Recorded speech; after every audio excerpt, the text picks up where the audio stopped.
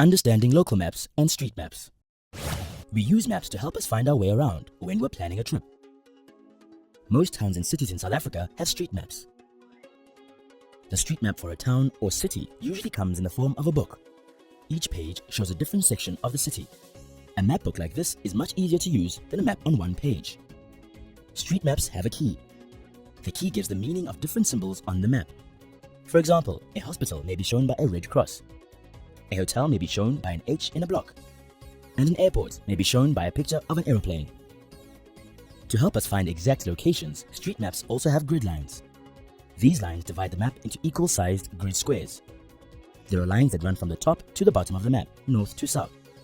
There are also lines that run from left to right, west to east. On a street map, the squares are labeled with numbers and letters. We use the numbers and letters to give a specific location on a map. We call this a grid reference. Look at the example of the street map. Find the block with the grid reference B2. First, find the block B on the side of the map. Then, find block 2 at the top of the page. Run one finger across from B and the second finger down from 2. When your two fingers meet, you have found block B2. What symbols do you see in this block?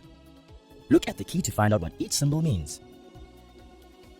Find the intersection of Portswood Road and Beach Road. What is located on this corner? What symbol is used to show the structure? Now look for the Cape Town railway station on the street map. What block is it in? What symbol is used to show the railway lines? Look at the symbol used to show museums and art galleries. Count how many museums there are shown on the street map. Give the grid reference for each museum that you find.